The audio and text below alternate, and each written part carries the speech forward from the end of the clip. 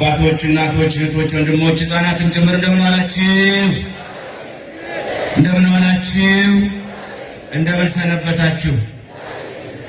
ለዚህ ቀን ያደረሰን እግዚአብሔርን አመስግኑ።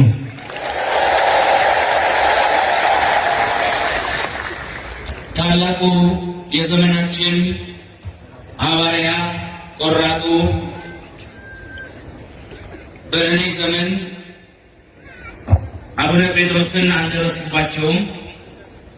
ከአርበኞች ፊት ቆመው አዲስ አበባ ፒያሳ ስትሄዱ እነ ማርሻል ግራዚያኒ ኢትዮጵያውያንን እጃቸውን እየቀፈደዱ እግዚአብሔር አምላክ ኑሩባት ብሎ በፈጠራት ምድር ላይ መኖር አይገባችሁም እያሉ ያለ ፍርድ ቤት ትዕዛዝ ብዙዎችን ሄደው እንዳሻቸው ይረሽኑ ነበር። በዛ ወቅት በመርዛማ ጋዝ በተለያዩ ገዳማትና አድባራት ለአምልኮ የተሰበሰቡ ክርስቲያኖች በጅምላ ይጨፈጨፉ ነበር። በዛ ዘመን ሬሳ በሬሳ ላይ እየተከመረ በውሃ ጥም ሰዎች እየነደዱ ያንተን ሽንት ስጠኝ ጠጥቼው ልሞት እስኪሉ ድረስ በውሃ ጥም እያረሩ ነደው ይሞቱ ነበር። ሕፃን እናት ሞታ ሬሳ ቀርቷል ያለች መስሎት። በገንዛ ምድራቸው ላይ እንደ በግ ታርደዋል ኢትዮጵያውያን። እንደ አክርማ ተሰንጥቀዋል። ደብረ ሊባኖስ ሲቃጠል ማየት አንፈልግም ያሉ መነኮሳት አብረው ገብተው ነደዋል።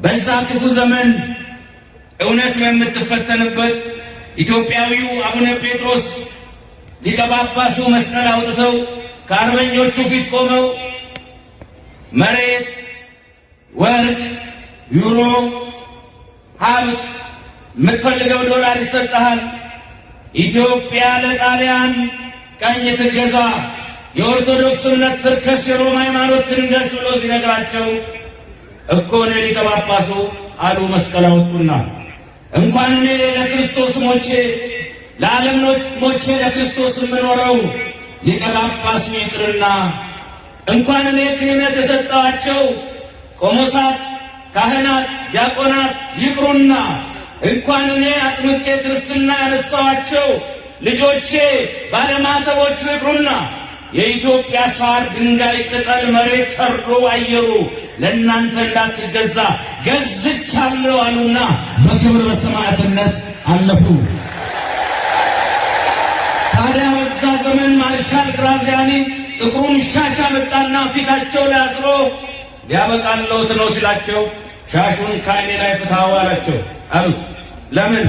ሞትን ሲያዩ እንዳይፈሩ እኮ እኔ ከዚህ የተሻለ ወደ ክርስቶስ የሚሄድበት መንገድ ስለሌለ ሻሹን ፍታው እባክህ።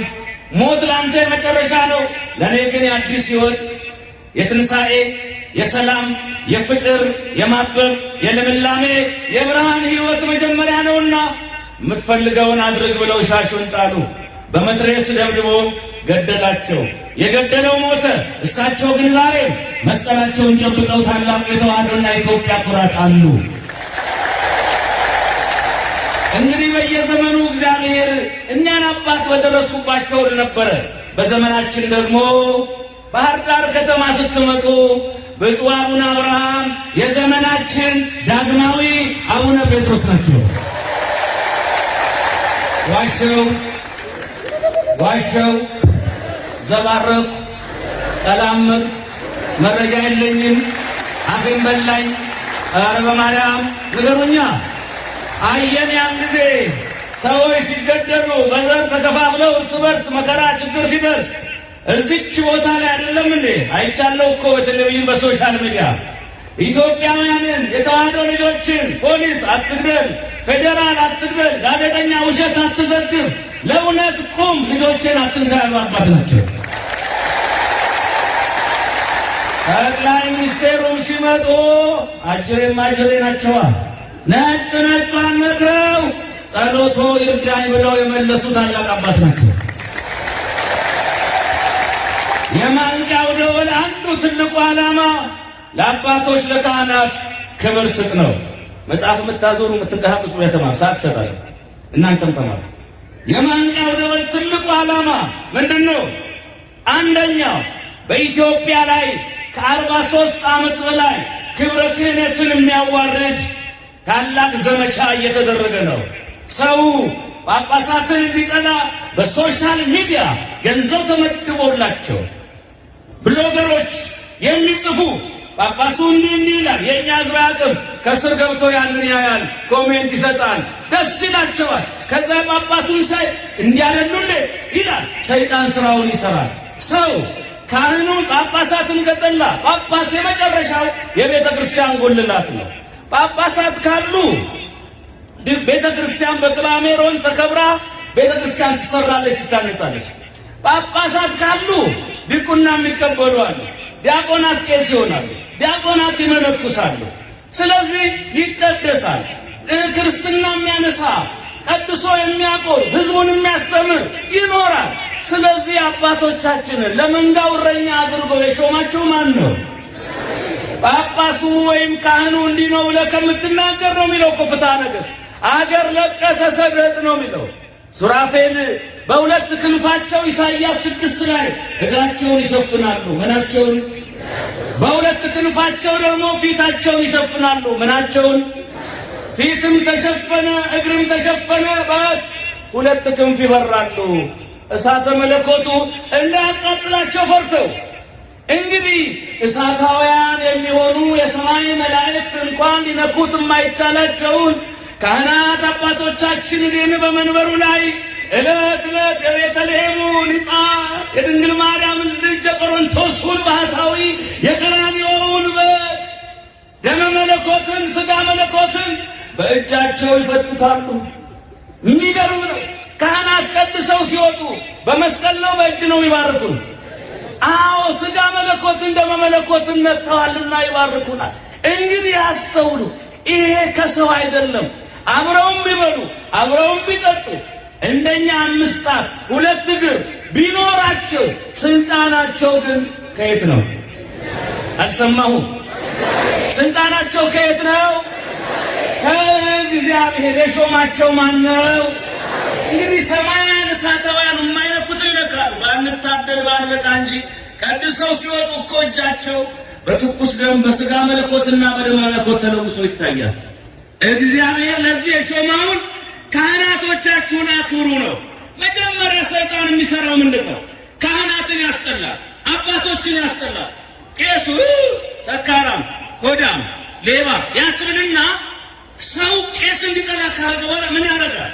ወዲያውኑ የሚሰራው ስራ አለ። ህዝቡ ቄስ ከጠላ መጥቶ አይማርም፣ ንስሐ አይገባም። ንስሐ ካልገባ ደግሞ አይቆርብም፣ ካልቆረበ አይጸድቅም። ውጤቱን ያየ ሰይጣን አስቀድሞ ድግሱ ይሸተዋል። የተዋህዶ ልጆች የምንበላው ድግስ ከሰማይ ይታየዋል። ሲሸተው መጥቶ እንዳንበላው ካህናትን ጥሉ ይለናል። ስንጠላ ካህናት ጋር እንመጣል። ካህናት ጋር ካልመጣን የክርስቶስ መመሪያ አይከበርም። ማቴዎስ 8:3 ሂድ ራስህን ለካህን አሳይ ብሏል። እንዲሁም ደግሞ ማቴዎስ 16:16 ላይ በምድር ያሰራችሁት በሰማይ አቤት። ክርስቶስ ኤምባሲ፣ ቤተክርስቲያን ኤምባሲ ናት። ክርስቶስ አምባሳደር ነው። ክርስቶስ ንጉሥ ነው። ካህናት አምባሳደር፣ ቤተክርስቲያን ኤምባሲ ናት። የሚፈቱ የሚያስሩ የክርስቶስ ጉዳይ አስፈጻሚ ናቸው። 12 ጊዜ ቀኑን ሙሉ በድለናል ስንል እግዚኦ መሐረነ ክርስቶስ ስንል ከዛ ስለ ድንግል ማርያም 12 ሰዓት ሌሊቱን ሙሉ በድለናል። 24 ሰዓት በድለናል። ይፍቶኝ ስንል ማን ይፍታ? ፈቺው ማን ነው? ስልጣኑ የማን ነው? ስለዚህ ወደደም ጠላም ሰው በካህናት በኩል ማለፍ አለበት የለበትም? የዮሐንስ ወንጌል ምዕራፍ 20 ቁጥር 23 ላይ እናንተ የያዛችሁባቸው ስልጣን እናንተ ከያዛችሁባቸው አይፈታም። እናንተ የፈታችኋቸው እናንተ ይቅረብ ያላችኋቸው በሰማይም የተፈቱ ናቸው። ስልጣኑ የማን ነው? ካህን ካሰረ ማን አሰረ? ካህን ከፈታ ማን ይፈታል? አገሩ ሰውየው ቄሱ እግዚአብሔር ይፍታ እግዚአብሔር ይፍታ እግዚአብሔር ይፍታ ሲሉ ለካ ኪስ አውላቂው የሰው ኪስ ገብቶ እንዲህ 100 ብር ያወጣል። አያምንም። አማኝ አይደለም። አማኝ አይደለም። ስም አይጠራም በጨለማ። የእነንትና ወገን ነው። የእነ ቴስታ የሚማቱት እመጣበታለን። የእነሱ ወገን ነው። ቀስ አድርጎ ኪሱ ሲገባ አያቸውና ደነገጠ። አባቴ ይፍቱኛል። አንተማ እንኳን ተፈተህ ታስረህም አልተቻልክም። ታስረህም አልተቻልም። ለማንኛውም እግዚአብሔር ይፍታቸው። ስልጣኑ የለኝም ለካህና። በዚህ ዓለም ላይ ትልቁ ነገር ሰይጣን ስራውን የሚሰራው ዳዊት የንጉሥ ጠላት ነበረው። እረኛም ጠላት አለው ወይ እንዳትሉ፣ ነገን ስላየለት ነው። ነገን ስላየብን ጠላት ዛሬ ላይ ይዋጋናል። የተዋህዶ ልጆች አንድ ነገር ቃል ግቡ። የማንጃው ደወል እንዲህ ይላል፣ አባቱ የተዋረደ አባት ያለው የተከበረ ልጅ የለም። ይሁን ችግር የተዋረደ ወይም ደግሞ ወደዛው ሰው የተዋረደ አባት ያለው የተከበረ ልጅ የለም በሉ እስቲ። የተዋረደ አባት ያለው የተከበረ ልጅ የለም ማለት የስጋ አባት ሰክሮ ቢወድቅ አባዬ ሰክሮ ወደቀ ብለህ ፎቶ አንስተህ ትፖስታለህ? ኧረ አይቶ እንዳላየ ወይ አባቴ ጨዋ ነው በጊዜ ነው የሚገባው ነው የምትለው። 9 ሰዓት እኮ ሰክሮ በሩን በእጁ ሳይሆን በቴስታ ከፍቶ ቢገባ እንኳን ትሸፍናለህ። የሃይማኖት አባቶችን እንኳን ያላረጉትን ጭምር ነው ዛሬ ጠላት እያስወራ ያለው። ሴምና ያፌት የተመረቁት የአባታቸውን እርቃን አናሳይም ብለው ስለሸፈኑ። የከነዓን አባት ካም የተረገመው ለምንድን ነው? እርቃን ስላልሸፈነ ነው። ፀሐይና ጨረቃ የጌታን እርቃን ሸፍነዋል። ዮሴፍ፣ ኒቆዲሞስ እርቃን ሸፍነዋል በመገነዝ። የሰው ልጅ በመግለጥ ውስጥ አይደለም በመሸፈን ውስጥ ነው።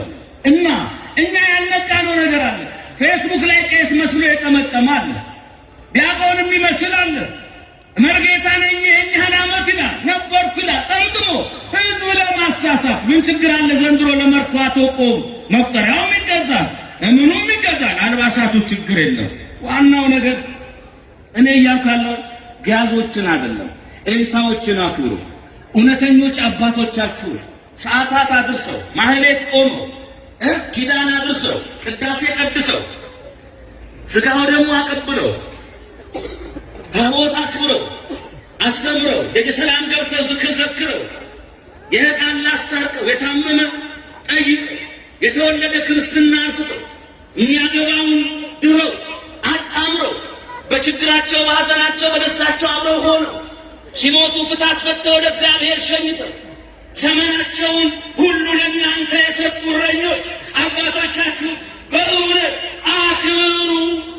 ያን ጊዜ ነው ኢትዮጵያ የምትባረከው። የታንጋሪ ላይ ምራቅ የተፋ ከአንተ ደግሞ እየተገደለ እስቲ ከእናንተ መሀል እስካሁን ልጆቹ ምን ይሆናሉ? ምን ሆን ትፈልጋለህ የሚባል እኮ አብዛኛ ምልክ ሚኒስትር ዶክተር ፕሮፌሰር ሳይለት ለምን መለየት ሆናለሁ ቄስ ሆናለሁ የሚል እየተፋ ነው። የጥሳውን ስላበላሽ ዛሬ ግን ይሆን ከዛሬ በኋላ ቄስ ሆኖ ሚኒስትር መሆን ይችላል አይችልም? ቄስ ሆኖ ፓይለት መሆን ይችላል አይችልም? ቄስ ሆኖ ጠቅላይ ሚኒስትር መሆን ይችላል አይችልም? ምን ነው ይችላል አይችልም? አባቶች ካህናት ምን እንበል? አባትን ካህኑን በፌስቡክ በዩቲዩብ በተለያዩ ማህበራዊ ድረገጾች በዋትስአፕ በኢንስታግራም በቲክቶክ በካህናት ላይ የሚቀልድ የሚያሾፍ የሚያፌስ ካለ እንዳትቀበለው። 4 ነጥብ። ተስማማን? በራሱ አባት በፓስተሩ ይቀልዳል አይቀልድም።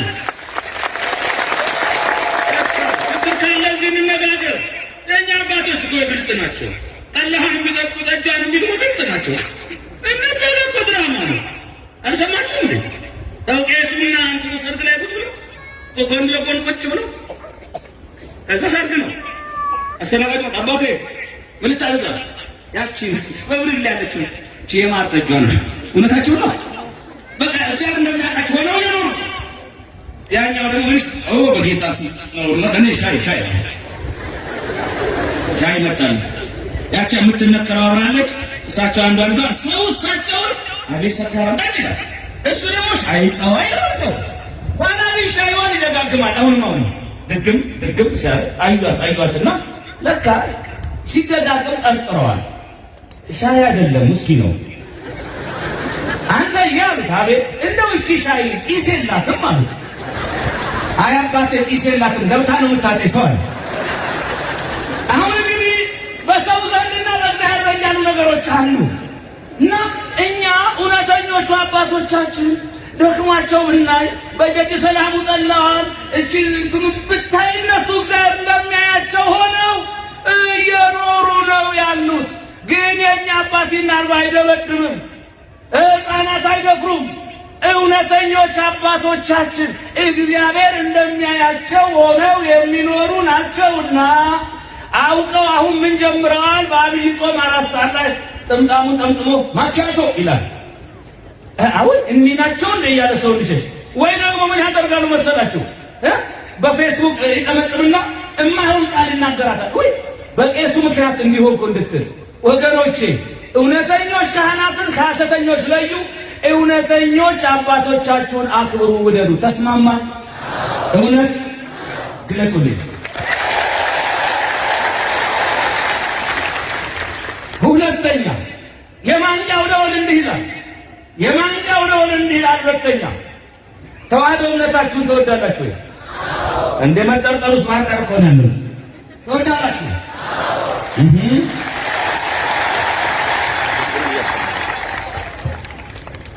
ትወዳላችሁ አባቶቻችሁ?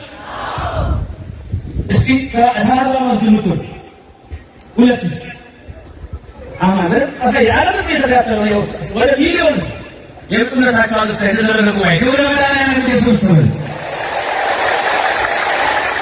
ቢናም ለናይቀርስልኝ ነው 60 ሚሊዮን ህዝብ ላይ ኢዮቲስ ይሁዳ ተደረቀስ ነው። ቀጥል። እሺ ትወዳላችሁ? አላታው ትወዳላችሁ? ተዋህዶ ነገ ላይ ትኑር። ይሄ ቦታ እኮ የኦርቶዶክስ የጥምቀት በዓል ነበር። ዛሬ ግን ሌላ ህንፃ ተሰራበት ይባል ደስ ይላል? ቆጃችሁ ነው ደስ ይላል? ይሄ ቦታ እኮ ፈለገ ገነት ቅዱስ ጊዮርጊስ ብቻ ነበር። ፈርሶ ደረጃ ነው ያሰሩት። አሁን ፈርሶ የእናንተራ እንትን ነው ይባል ደስ ይላችኋል? ወይኔ ቦታ እኮ ማን ነበረ? እነ መላከ ሰላም ያሉበት እዚህ እግዚአብሔር አልነበረ ቢባል ፈረሰ ይባል ደስ ይላችኋል? ጥምቀተ ባህራችን ይኑር፣ ተዋህዶ ትኑር፣ ንግሱ ይኑር፣ ደመራው ይኑር፣ ቅኔ ማህሌቱ ይኑር፣ ሊቃውንቱ ይኑሩ፣ ቅዳሴው ይኑር፣ ሁሉ ነገራችን ይኑር፣ ይቀጥል።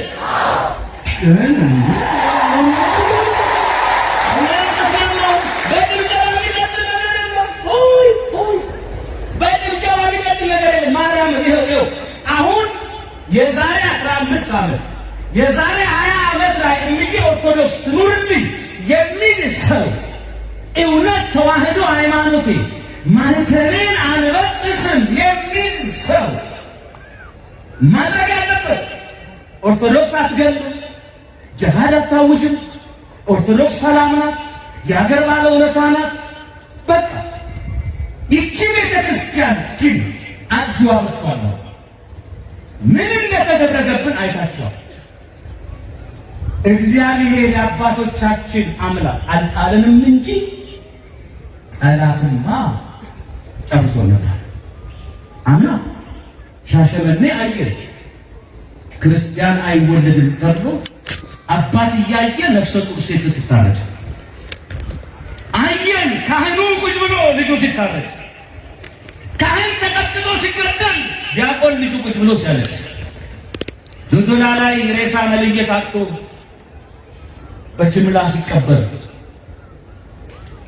የክርስቲያን ቤት ቁጥር እየተመረጠ ቀን ተጠብቆ ቤቱ ሲወድ፣ ባለማህተቦቹ ከልጅ እስከ አዋቂ በአደባባይ ሲሰሙ፣ ሹሙ አይቶ ባላየ ዳር ቆሞ ሲመለከት፣ የታሰበብንንማ አየኑ፣ ግን ማን አልጣለን? አሁን እኔ መኖራችን መሰብሰባችን አይደለም ደስ ያለ እንዳንኖር በሚፈልጉ መሃል እንዲህ ተሰብስበን መኖራችን ነው የሚያስደስተው።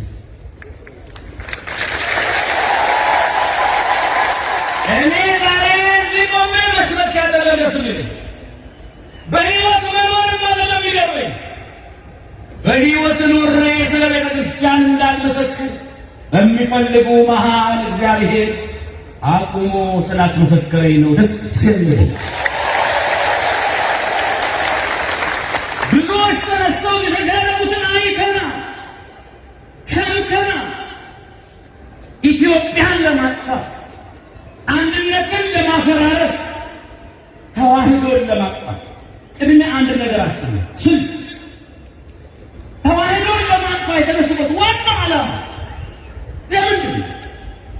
የወዲት ጉሪካራ በግራኛ ምን ያስታውሳል?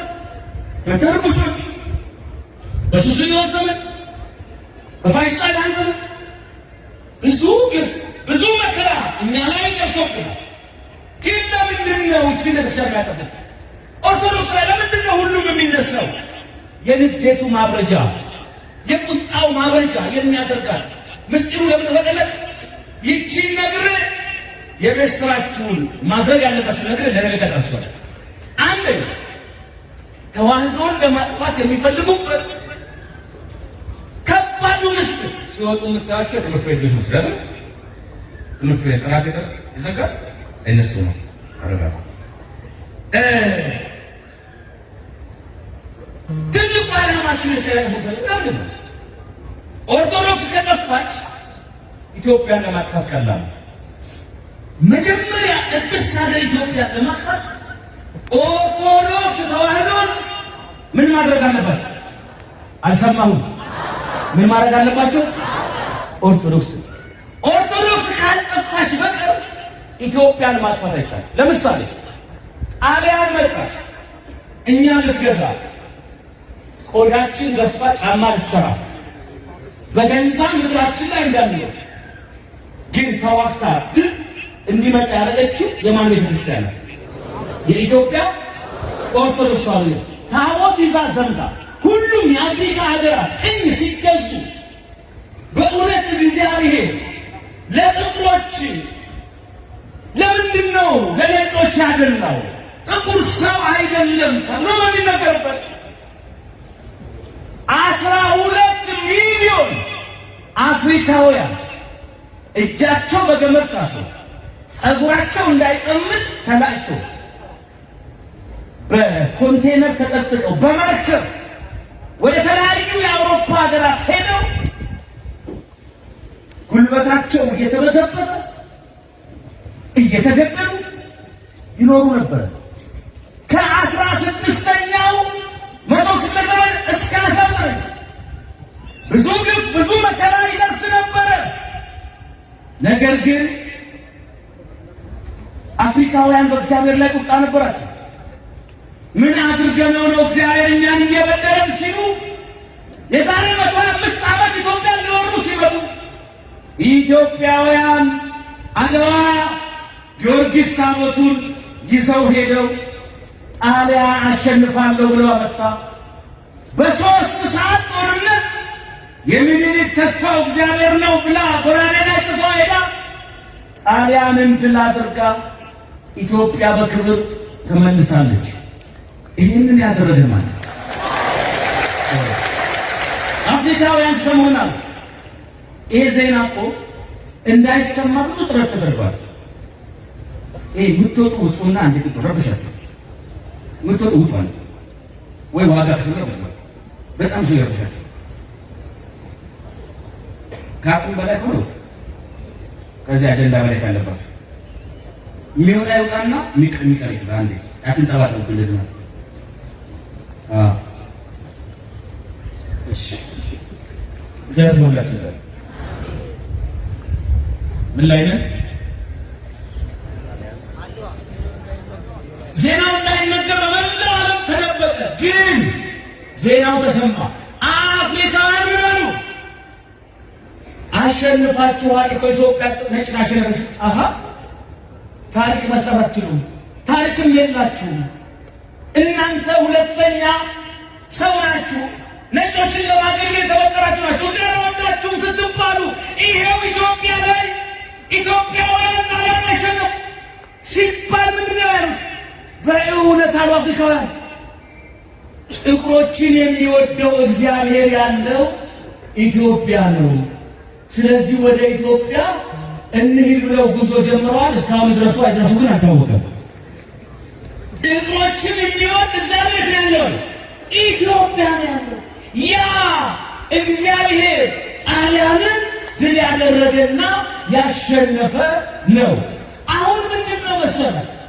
ይህንን ኩራት ይህንን ክብር ኢትዮጵያ ከነክብሯ ከነማንነቷ ኦሮምኛ፣ ጉራጌኛ፣ ትግሬኛ የኛ አመጋገቡ ቆጮ፣ ክትፎ ይሄ ምናምን የምንለው ነገር ሁሉ እንጀራው፣ ዶሮ ወጡ፣ ጨጨብሳ ሁላ ምንለው ነገር ሁሉ የኖረው የኢትዮጵያ ኦርቶዶክስ ተዋሕዶ ቤተክርስቲያን ታቦቷን ይዛ ካህናቱን አስቀድማ ጸሎተ ማርያም ደግማ እግዚአብሔር አንተ ቅደም ጉልበት ሆነን ብላ ስላሸነፈች ብቻ። ስለዚህ የኢትዮጵያ የመከላከያ ሚኒስትር ማን ነው? ጊዮርጊስ ማን ነው? የኢትዮጵያ ኦርቶዶክስ። ለሀገር ነፃነት የሞቱ ጳጳሳቶቻችን፣ ካህናቶቿ፣ ሊቃውንቶቿ በጸሎቷ በሃይማኖት ድል አድርጋለች።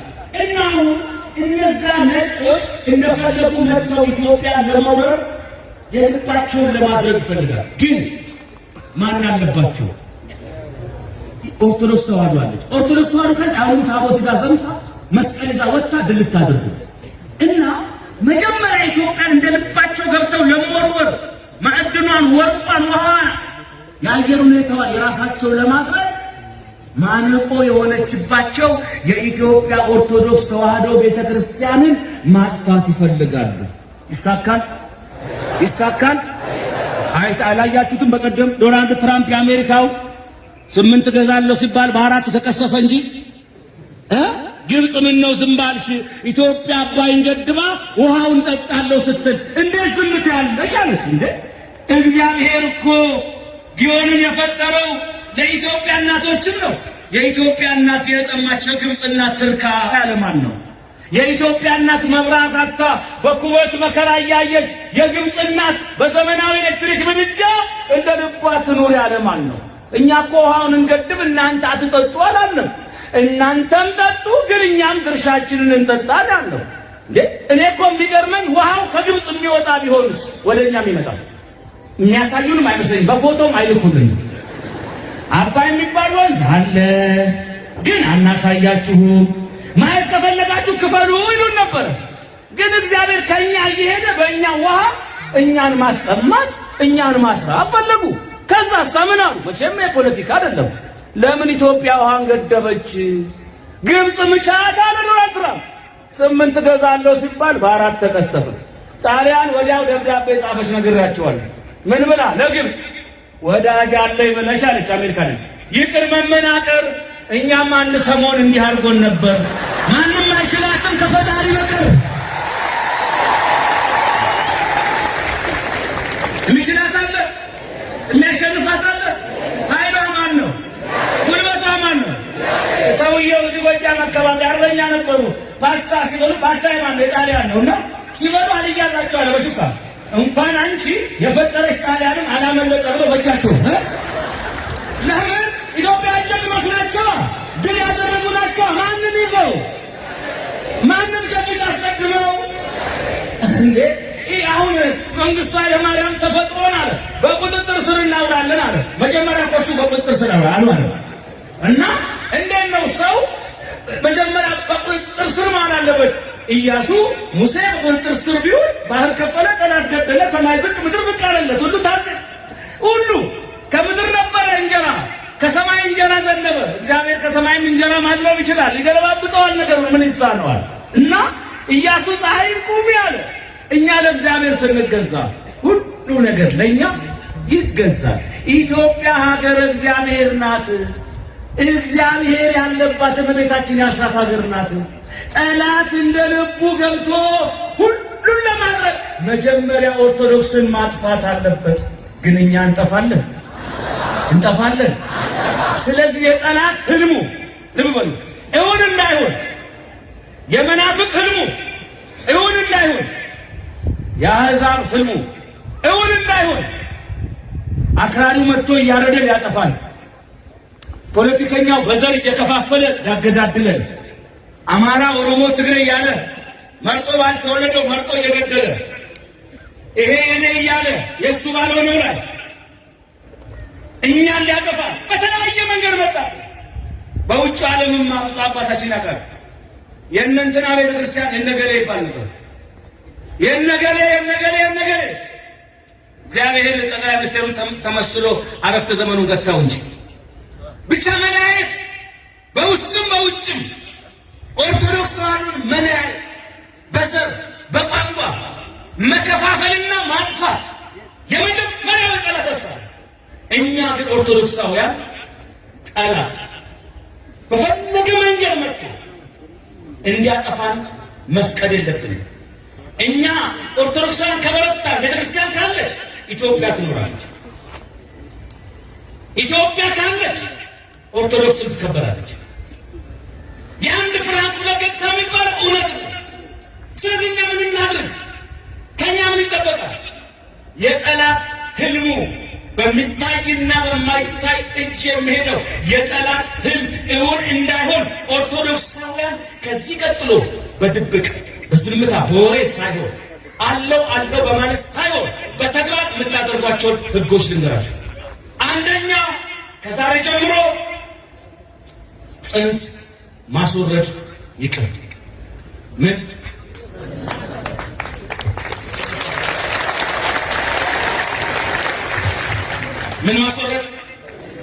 ምን ማስወረድ? አሁን ወደ ዋናው ነገር ገባ። ስማኝ፣ ምን ማስወረድ?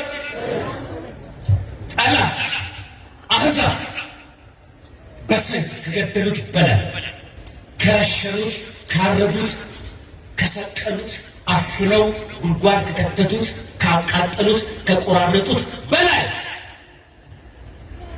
በእስር ቤት አስረው አሰቃይተው ከገደሉት በላይ እኛ በማህፀን የገደልናቸው ይበልጣል።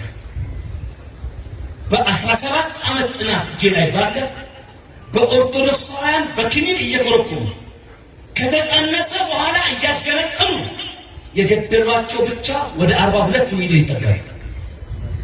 42 ሚሊዮን ኦርቶዶክሳውያን አስባችኋል? በ17 ዓመት እንዴት አድርገን እንደገደልን በማህፀን ያስብላል፣ እዛ ያስብላል። ቆይ ስለማታውቃቸው ነው? ስላልሰማችኋቸው ነው? አይታችኋል? በማህፀን ጽንስ የ3 ወር 4 ወር ማሽኑ ሲላክበት ፊልሙ ላይ ይሸሻል። እንዲህ ወደ ጥግ መኖር ፈልጋለሁ እናቴ እያለ አባቴም ካለ እናቴን ተይበላት እያለ አይሆንም ተብሎ ግን እጁ እግሩ የተጎተተ ተገንጥሎ ሊገደል እናት ትፈርማለች። በእውነት ኢሳይያስ 1:16 ላይ እጆቻችሁ በደም ተነክረዋልና ታጠቡ ያለ ታጠቡ። ጽንስ የሽማግሌ ጉዳይ የኃጢአት ትንሽና ትልቅ አላት በለኛ ለሊቅ ቅዱሳን ሰዎች የሽማግሌ ጉዳይ የሕፃን ልጅ ገዳይ ማንነዋል። ገና ከማህፀን እግዚአብሔር የመረጣቸው ነው እያጠፋን ያለው።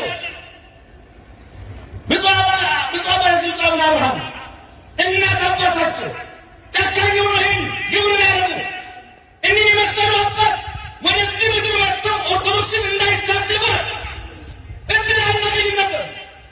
ቸርነት ሰራ ሊቀልቃሉ ስራቶ መጋቢ ያያሉ ምረታ ሌሎቹ እናት አባቶቻችን ይህን ውሳኔ ወስነው ቢሆን ወደዚህ ምድር የመምጣት እድል አናገኝም። ማህተብ አስረን በተዋህዶ በረት ውስጥ ለመዘመር፣ ለማስቀደስ፣ ለመስገድ፣ ስጋ ወደሙ ለመቀበል የተዋህዶ ልጅ ነኝ ለማለት እድል የለንም ነበረ። ይሄንን እድል የሰጡን እናት አባቶቻችን በእውነት ምስጋና ይድረሳቸው። እኛ አሁን ሥላሴ ጽንስ እንዲሸከም ያዘጋጀውን ማህፀን በክኒን ኮርኩመን ኋላ ላይ ልስጠኝ መከም እግዚአብሔር መፈተን ይመጣል። በእውነት ያሳዝናል። እዚህ እያንዳንዱ ሰው ማህፀኑን ብሎክ አድርጎታል። የተዋህዶ ልጆች እንዳይመጡ ብል ከልክሏል። እዛ ደግሞ ያላግባብ ውለድ ነው። እዛ በእጥፍ እየሄደ አንዳንድ ገጠር ከተሞች ላይ ምን እየሆነ ነው? ኦርቶዶክስ ይቀርች በጣም እና እነዛ በወሊድ ምክንያት እየበዙ ለምን ቤተክርስቲያን ቁጥሩ ዋጋ ያስከትላል። ቤተክርስቲያን ወዳለ ማጥፋት ነው። ለዚህ ደግሞ ትልቁ ኃላፊነት የእናት ብቻ አይደለም፣ የወንዶችም ነው። ሉቃሳቸው ከጋብቻ በፊት ግንኙነት ዝሙት ነው። ግንኙነት ዝሙት ግን ግንኙነት ይፈጠራል። መውደቅ አለ። አለመውደቅ አለመበደል እምነት ነው። መበደልን ማመንም እምነት ነው። አልችልም እምነት ነው። አልቻልኩም ቻልልኝም እምነት ነው። ራሴ ተቆርጧልና ለጸጉር ያልጨለቅም ማለት ሞኝነት ነው። የበሰበሰ ዝናብ አፈራም ብሎ ከድጡ ወደ ማጡ መሄድ ሞኝነት ነው። ችግር ከተፈጠረ ንስሐ ነው። የተሳሳተ ወላጅ ቢኖርም የተሳሳተ ጽንስና ልጅ ይወለድ። የራሱን ፖስታ ይዞ ነው የሚወለደው። ይወለድ ይምጣ። ንስሐ ግቡ፣ ቁረቡ፣ ልጃችሁን አሳድጉ። አላውቅልሽም ብለህ ተስፋ ቆርጣ የአይጥ መርዝ የጠጣች ለሕፃኑ ሄደ ውስጧንም እየገደለን ያለ ያሳዝናል። እግዚአብሔር ጢሱ ላይ አይደለም ፍሙ ላይ ነው የሚያየው። የወደቀችበትን አይደለም ያንሸራተታትን ነው የሚያየው። አስተሳሰቡ ከሌለ ድርጊቱ የለም። ወላጁን አይደለም ምንጩ ይፈወስ። በዚህ ምክንያት በየቱቦው የወደቁት አንዱ ያጣናችኋል። ሬዲዮ ላይ ባለፈው ሰምታችኋል። ሰው ቤት ሰራተኛ ሆና ጸነሰች። አባትየው አላውቅም ብሎ ካለና ጠፋ። በምን ታሳት አስወርደዋለሁ ስትል አሰሪዋ የተባረኩ ናቸው። ተይ ልጄ ተይ እኔ ቆራቢ ነኝ ልጄ፣ ይሄን ግን ስትሰሪ ማየት አልፈልግም። ይወለዳል አንዱን ያሳድጋል ተወለደ። እሳቸው አቅመ ደካማ ናቸው። መሞቻቸው ነው። ይሄን ልጅ ብላ ገና 40 ቀን ሳይሞላው ወስዳ ቆሻሻ ገንዳ ውስጥ እየተከተሉ በምርኩዝ ያን ሕፃን አነሱት። እሷን ጥላ ጠፋች። ሄዱና ቀበሌ ይሄ ልጅ ተረከቡኛል። ቀበሌ ተረከበና የሚያሳድግና ካለ ብሎ አፈላለገ በሶሻል ሚዲያ። አንዲት ካናዳዊት መጣችና ሕፃን ወሰደች። ወንድ ልጅ ነው። ስለ ኢትዮጵያ እየነገረች ካናዳ ሀገር አሳደረች። ስለ ኢትዮጵያ ታሪኩ ምን እያንዳንዱ ኋላ ሲያድግ ዶክተር ሆነ እናቴ የትንሽ ማለት ጀመረ። ተቸግራ ይሆናል እኮ እርቧት ይሆናል ወዳ ጣለችኝ። የት ናት? አሁን እያፈላለጋት ሬሳ በአንድ ወቅት አያስፈልገኝም ብላ ጣለችው። ዛሬ ፈላጊ ሆኖ ወጥቷል።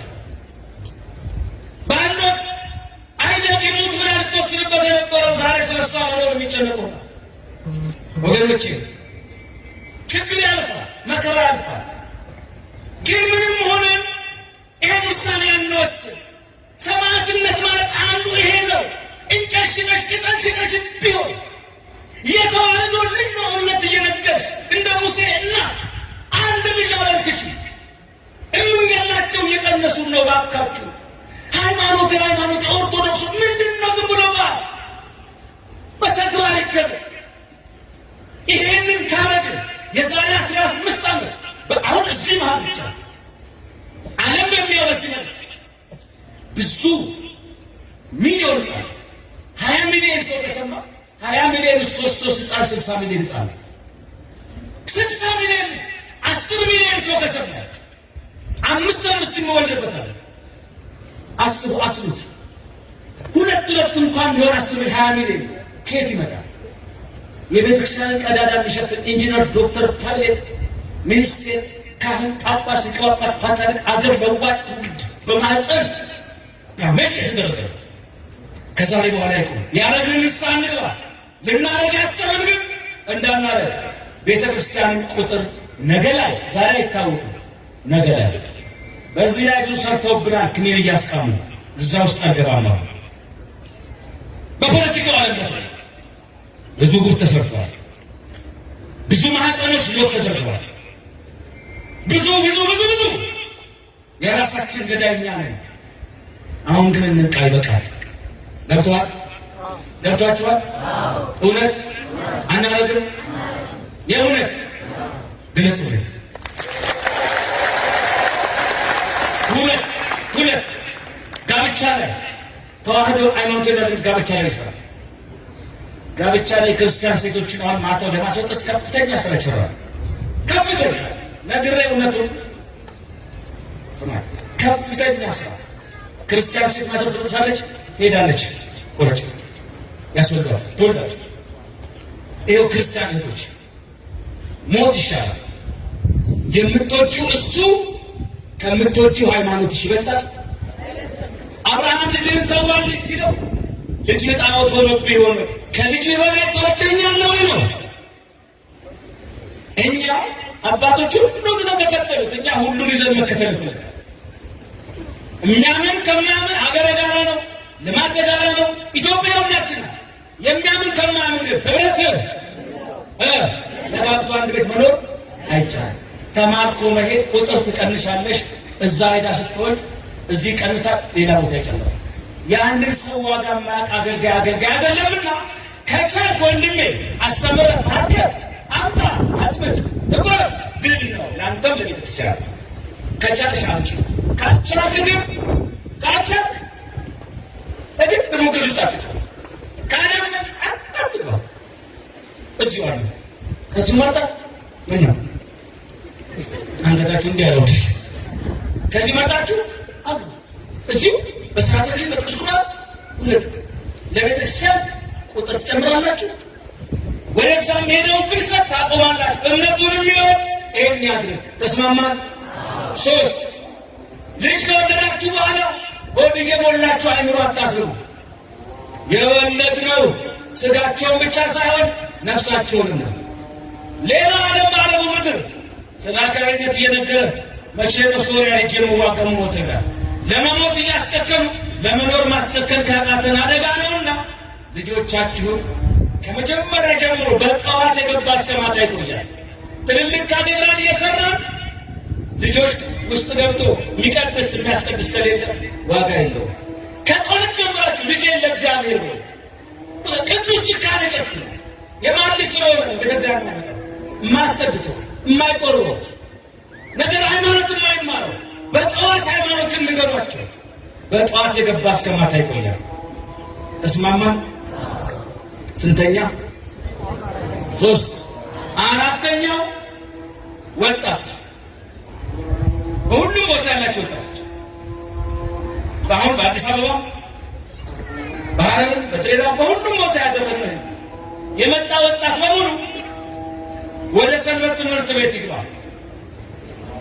በጀት ተበጅቶ በደንብ ስልጠና ይሰጥ፣ ሃይማኖቱን ይወቅ፣ መጽሐፍ ቅዱስ ያጥና። የእናት አባት እምነት መሰረት የሌለው እምነት እውቀት ያለ እምነት ሙያ ብቻ ነው።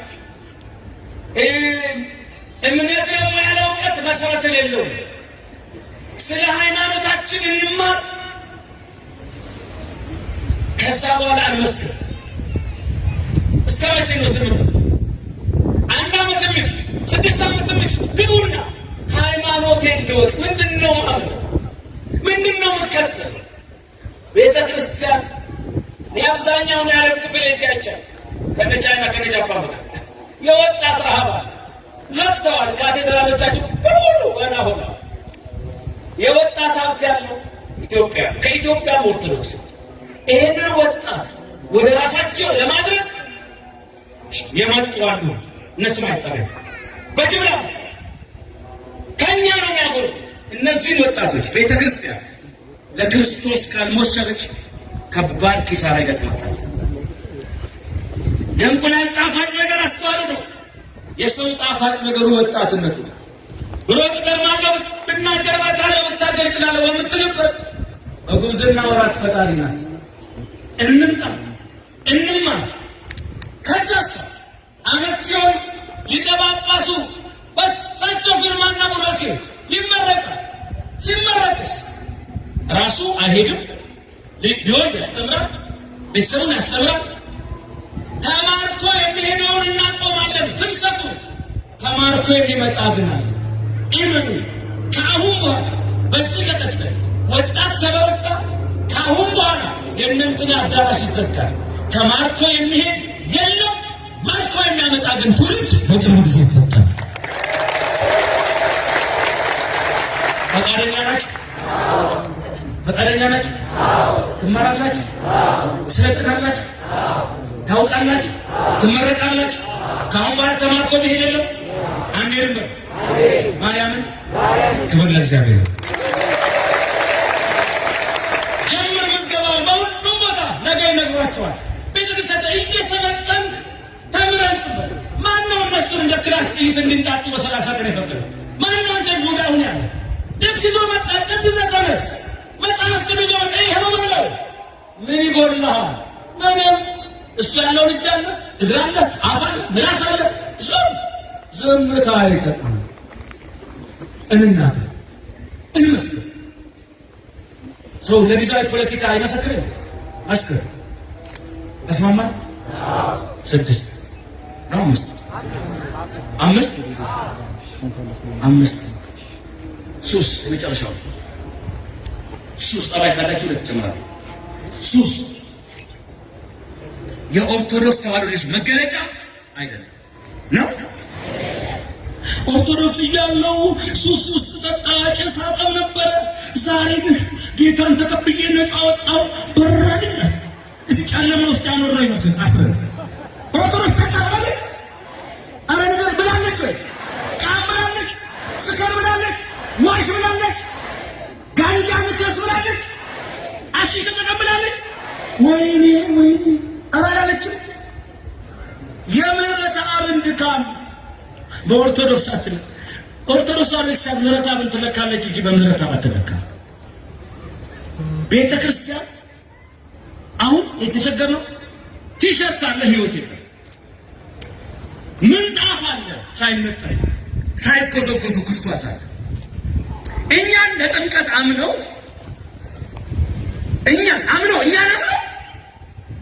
በየካሴቱ 3-4 ትሬንታ አፍሱሱ ቢራ ቢወርዷል እኛን አምነው እቁብ የሚጥሉ እኛን አምነው ይጠጡን እኛን ደግሞ አካባቢ በቀደም የማንቃደው ልጆች አቃሉ እግዚአብሔር ምስክሬ ነው አብረውኝ መጣው 13 ልጅ እንደሰ 120 ወጣት ነበር 120 ለጥምቀት ተጠጣና ይሄ እኮ ጠጥተህ ኦርቶዶክስ ነው ክብር ያሰረችው ኦርቶዶክስ ታስብሉና ታቦት አክብረህ ስትዋረድ ታመሽና በምትከብርበት ዋ ቃል ገባ እዛ አካባቢ አንድ ሬስቶራንት ያለው ስጋ ቤት ያለው ባለሀብት በሳምንቱ አገኘው እንዴት ነው ጋሽ ያልኩት ጥሩ ነው እንዴት ነው ጥምቀት ጥሩ ነው ወጣቱም ጥሩ ነበር እኔ እንድን አክስረኸኛል ድርጅቴ ባል እንግዲህ ጭማቂ ቤት አድርገው መጠጥ ቤቱን አልኩት እንደዚህ ነው መቀየር ተጽዕኖ መፍጠር አለብን ኦርቶዶክስ ማለት የጠጪ የሰካራ መገለጫ አይደለ ይሄ እኮ ጴንጤ ነው አይጠጣም ይሄ እኮ ኦርቶዶክስ ነው አይጠጣም ነበር ያለ ይሄ እኮ ኦርቶዶክስ ጴንጤ ነው አይጠጣም ይሄ እኮ ኦርቶዶክስ ጫት አይቅምም ነው ነበር ያለ የኛ መገለጫ ቅድስና ነው ቤተ ክርስቲያን የቅድስና አስተማሪ እንጂ የዱርዬነት የወንብድና አስተማሪ አይደለችም ክርስቶስን ድጋሚ በሕይወታችን አንስቀለው እንደ አይሁድ እርቃኑን አናስቀር ቤተ ክርስቲያን አናዋርዳት ከዛሬ በኋላ ማኅተብ አስሮ ክርስቲያን ነኝ ብሎ ገብርኤልን ማርያምን ኪዳነ ምሕረትን እያለ መሸታ ቤት የሚገኝ ግዱን በጫት የሚያፈርስ ጉበቱን በአልኮል የሚያፈርስ ሽንፍላውን በአልኮል አንጀቱን በአልኮል የሚያበሰብስ ጨጓራውን የሚልጥ እድሜው 40 መሻገር ያቃተው ሀገር ቤተ ክርስቲያን መረከብ የማይችል የደነዘዘ ትውልድ ይዘን አንቀጥልም። ቤተ ክርስቲያን ሆስፒታል ናት። በሽተኛ ሆኖ የመጣ ይታከማል። በቃ ቃል ግባ። አጠጣም እግዚአብሔር ትወደዋለህ፣ መድኃኒዓለም ትወዳላችሁ፣ ተዋህዶን ትወዳላችሁ። አጠጡም፣ አንሰክርም፣ እውነት እንቅም አይኖርም፣ አደንዛዥ ዕፅ የሚጠቀም አይኖርም። ካሁን በኋላ እንትና ወደኛ ሲመጡ እገሌ እንትን ነበረ ኦርቶዶክስ ሲሆን መጠጥ አቆመ ይባላል አይባልም?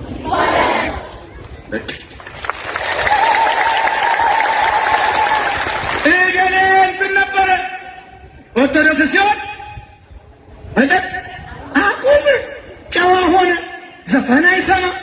እኛ እኮ ሁለቱም ጋር ነን። ኮንሰርቱም ላይ አውደ ምሕረቱም ላይ ወተቱም አይጉደል ጥጃውም ለቅሶ አቤት አንድ እናት ነግራቸዋለሁ። ድሮ ልባቦር ክፍለ ሀገር መጥቶ ቅዱስ ገብርኤል ቤተክርስቲያን ዲያቆን የጸበል ጽፈት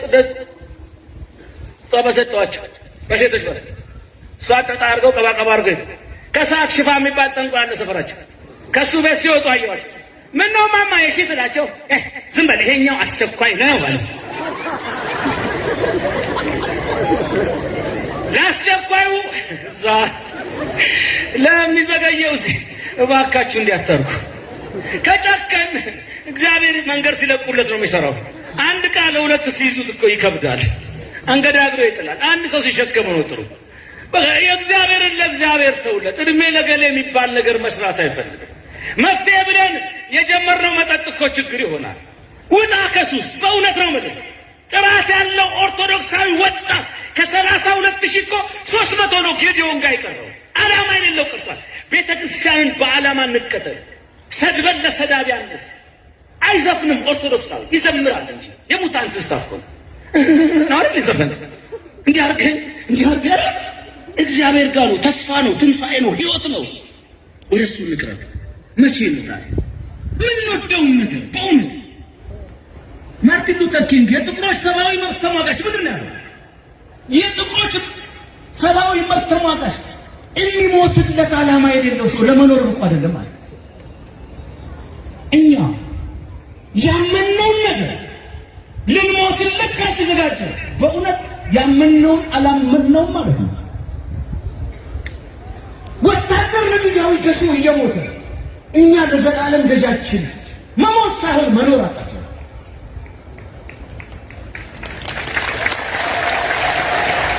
የአፄ ቴዎድሮስ ልጅ ልዑል ዓለማየሁ ቴዎድሮስ በእንግሊዞች ተማርኮ በንግሥቲቱ ዕለታዊ ቁጥጥር ስር ሆኖ በለንደን ቤተ መንግሥት ሞተ። እስካሁን ለኢትዮጵያውያን ቁጭት ነው። ለሀገሩ መሬት ሳይበቃ ሞተ እንጂ በእርግጥ ቁጭቱ ጥሩ ነው፣ ሽንፈትን አለመቀበል። ግን የሞተው በበረሃ አይደለም፣ በቤተ መንግሥት በንግሥቲቱ ዕለታዊ ቁጥጥር ስር በቤተ መንግሥት ስለሞተው የንጉሥ ልጅ ይህን ያህል ካመመን ለምንድን ነው ታዲያ የንጉሥ አብ ልጅ እግዚአብሔር ወልድ ኑሩባት ብሎ በፈጠራት ምድር ላይ መኖር አይገባህም ተብሎ ሁለት እግሮቹ እንኳን የሚቆሙበት ስፍራ ተከልክሎ ስለና ስለ እናንተ ሲሰቀል እርቃኑ ሆኖ ሲያለብሰን ተጠምቶ ሲያረካን ወደ ጨለማ መቃብር ወርዶ ወደ ብርሃን ሰገነት ሲያወጣን ፍቅሩ ልባችን አልነካው ያለ። ለምንድን ነው ጨክነን ሱስን መጣጣ? በእውነት በሱስ በመጠጥ በጫት በአሺሽ በሲጃራ በዘፈን በክፋት ላይ ፍቅሩ ካላስጨከነን በእውነት ያመንነውን አሁንም አላወቅነውም። እግዚአብሔር ከዚህ ሕይወት ያሉትን ያውጣችሁ።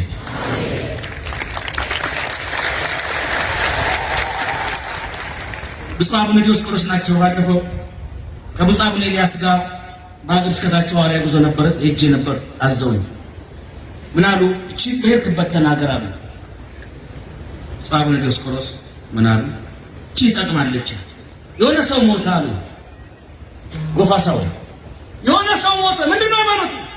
የት እንቅበረው? ሙስሊም ሲባል የሙስሊም መለያ ነው። ካቶሊክ እንዳይባል የለም፣ ፕሮቴስታንት እንዳይባል መለያ ነው፣ ኦርቶዶክስ እንዳይባል ማተብ አይታወቅም። የት እንቅበረው ሲባል አይ ሰው ያውቀዋለሁ በኦርቶዶክስ መቃብር ቅበሩት፣ ኦርቶዶክስ ነው አለ።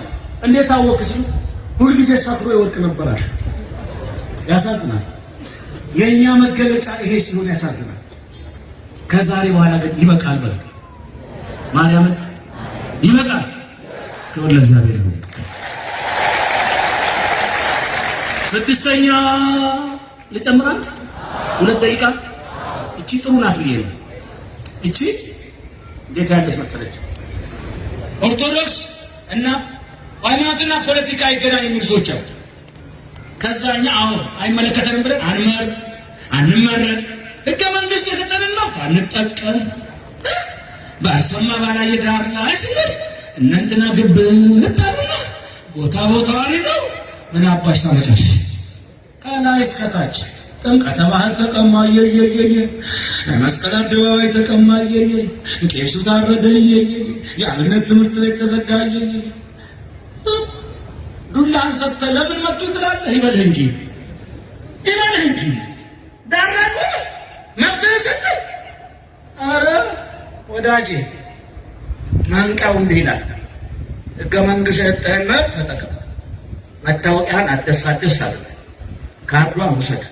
ለኢትዮጵያ የሚጠቅሙ ሀገራቸውን የሚያገለግሉ ጥሩ ስራ ይሰራሉ የምትላቸው ምረጥ። አንዱ እኮ ነው እዚህ ባህር ዳር የነበረ በትምህርት ቤትም ሲያገለግል ቤተክርስቲያን ከዛም በማሩሳን ሲያገለግል ኦርቶዶክስ የእናንተ ጓደኛ ዲያቆን ሙዓዝ በዳንኤል ክብረት ቤተ መንግስት ገባ አይ እና ይትግባና የጠቅላይ ሚኒስትሩ አማካሪ ሆነ እና ማንን ያማክራል? እኔ እኮ የጠቅላይ ሚኒስትሩ አማካሪ መሆኑ ሳይሆን ጠቅላይ ሚኒስትር አለመሆኑ ነው የሚገርመኝ። የተዋህዶ ልጅ ይችላል። ይሄ ምንም ማለት አይደለም።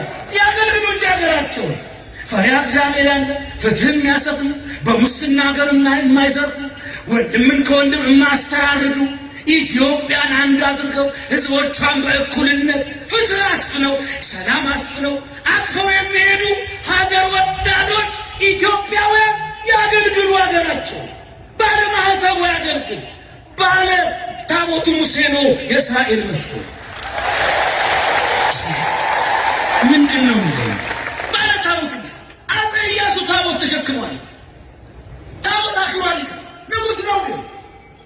ከቤተ መንግስት ጎን ቤተክርስቲያን ሰርተው አለፉ አባቶቻቸው። በእውነት ሀገርን በቅንነት ያገለግሉ።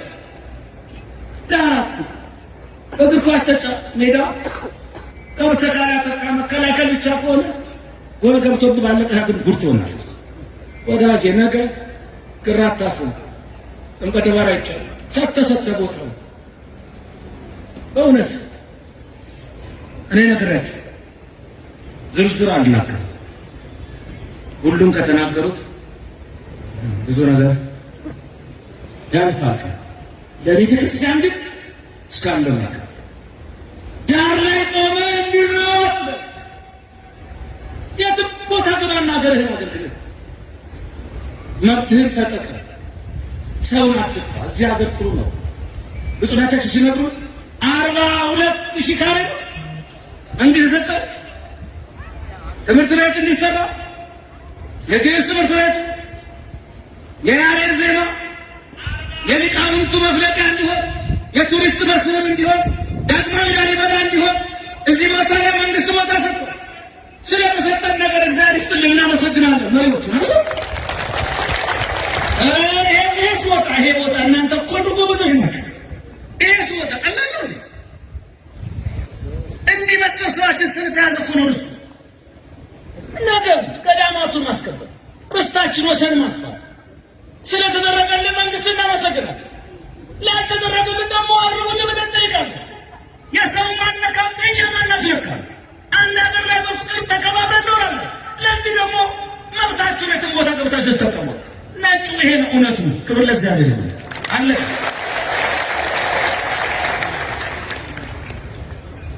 ይበቃኛል። እንዳጠቃላይ ግን ለእምነታችን ጊዜያችን ነው። ነገሱ ፐፐሱ ሞት ይቀራል።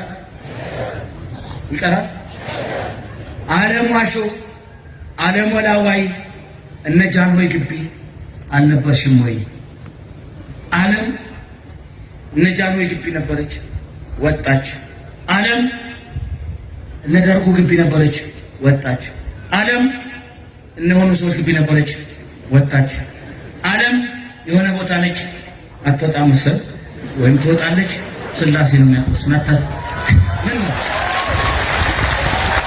አይ እናንተ ነገር እንደው እንዴ ሳናገር ይገባችኋል። ዛሬ ምረት አልገሩ ያልፋል። ነገ ሌላ ወደርን ጠላን በማለፍ ላይ ነው። የማያልፈው ድንግል ልትሰሩ መድኃኒዓለም ብቻ ነው። በምታልፍ ዓለም በምትቀር ምድር በጊዜያዊና ከንቱ ዓለም ዘላለማዊን የምንወርስበት ሰዓት ጊዜው ሰዓቱ አሁን ነው። ተመለሱ። በተለይ ከኮሮና ቫይረስ መምጣት በኋላ ትውልድ ወደ እግዚአብሔር ቀርቧል። ዓለም ጡረታ ወጥታለች። ትንፋሹ በሙሉ ሞት ሆኗል። እግዚአብሔር በዕጣኑ ጢስ እየጠበቀን ነው እንጂ የትኛው ቴክኖሎጂ ማክሱ ጠብቆን ነው? ኧረ መድኃኒዓለም አባትህ ባለፈው ክረምት እኮ ተናገሩ 20 ሚሊዮን ኢትዮጵያ ያልቃል። ሰኔ ጠበቁ የለም፣ ሐምሌ የለም፣ ነሐሴ የለም። መስከረም ላይ ስብሰባ አድርገው አውሮፓዎች ምን አባታቸው ነው የማይሞቱት? ምንም አባታችን አይደለም ብዬ አንድ ደብዳቤ ጻፍኩ። ምስጢሩም እመቤቴ ወላዲተ አምላክ የአስራት ሀገሯን በቀስተ ደመና እሷ የጠበቀችን ነው።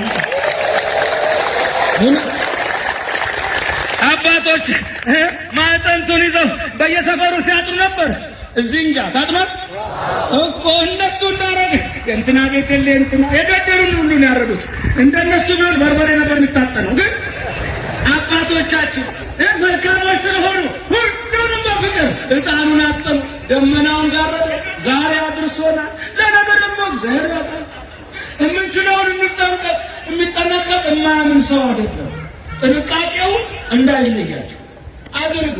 ጌታ ዓለምን ፈጥሮ ሕፃን ሊገል ሄሮድስ ይፈልገዋልና ከነናቱ ወደ ግብፅ ይዘህ ሽሽ ሲለው ሰይፍ ይዘህ ግደልልኝ እዛው አላለም። በዚህ ውስጥም ድል አለ ብሎ ተሰዷል። አንዳንድ ጊዜ መጠንቀቅ መሸሸም ኃጢአት አለ።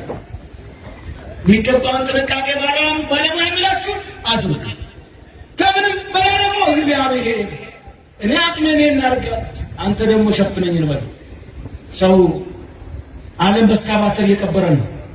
ከቤት መውጣት አትወጣል። ጨረቃ ላይ ሄዳለች።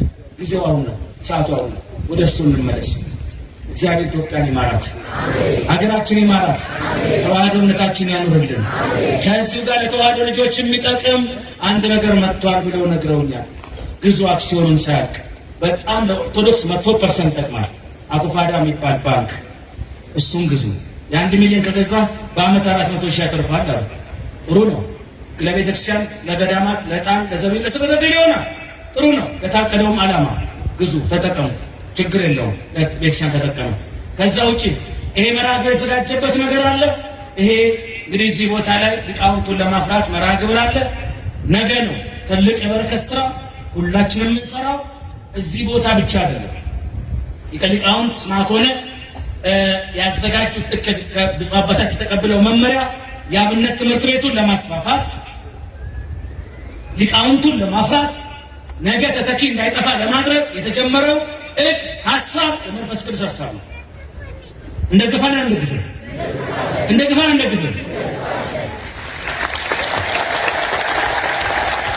ዛሬም ካሉ ዛሬ፣ ነገም ካሉ ነገ ያሰቡትን የዛሬ ስንት ዓመት 78 ዓመት አካባቢ መጥተን ለሆነ ገዳም ምንድነው ፈለገ ሕይወት ነው ኢየሱስ ገዳም ወደ 1 ሚሊዮን አሰባስበን እንዴት ነበር። አሁንም ከዛ ያላነሰ እናደርጋለን። ከዛ የተረፈውን ግን በውጭ ዓለም ያለው ቸርነት ሰና ያለው አንድ ጎፈንድሚ ይከፍታል። በማንቂያ ደወል አገረ ስብከቱ የሚቆጣጠረው በዛ የቁርሱን በመላው ዓለም ያለው ሁሉ 10 ዶላር ቢሰጥ እስከ 20 ሺህ እስከ 60 ይቅርታ እስከ 20 ሚሊዮን እስከ 15 ሚሊዮን በአንድ ሳምንት መሰብሰብ እንችላለን። ነገ ይሄንን እናደርጋለን። እግዚአብሔር ይርዳን። የማይሰራ ስራ የለም። ማንከረዳም። ቅድሚያ ግን መሰረቱ ከየት ነው? እኛ በሏ። እግዚአብሔር ይርዳችሁ። በእኔ በኩል ፈጽሜያለሁ። ነገ ስንት ሰዓት ነው? ስንት ሰዓት ነው የሚጀምረው? 9 ልክ 9 በጊዜ ልገናኝ። በጊዜ ልጨርስ። ነገ በዚህ እንጃ የት እንደሚሆን ህዝቡ ባህር ዳር ከተማ ላይ ብቻ ሳይሆን ከጎንደር ራሱ 30-40 አውቶቡስ የመጣ ነው አሉ። ከደብረ ማርቆስ፣ ከቡሬ፣ ከዳንግላ፣ ከሁሉም ከያጣጣው ነገ ስፍራ ይጠባል። ይሄ ቦታ ስክሪኖቻችሁን በደንብ ዘርጉ። በአራቱም ማዕዘን እጅግ ወቅታዊ የሆኑ መመሪያዎችና የምንለወጥበት የማንቂያ ደወል መንፈሳዊ መርሃ ግብር ይደወላል። ይህ የምትከታተሉት መንፈሳዊ መርሃ ግብር ከኢኦቲሲ ኢትዮጵያ ኦርቶዶክስ ተዋሕዶ ቤተክርስቲያን ቴሌቪዥን ጣቢያ የማንቂያው ደወል በገጠር በከተማ በሁሉም ዓለማት የምናደርገው ዘወትር እሁድ ከ4:30 እስከ 6 በኢኦቲሲ ይተላለፋል። እግዚአብሔር አምላካችን መንግሥቱን ያዘጋጀው ሩቅ አይተው ቅርብ ለሚቀሩ ሳይሆን እስከ መጨረሻው ድረስ ማኅተባቸውን አጥብቀው በጽናት ለሚጓዙ ክርስቲያኖች ነው።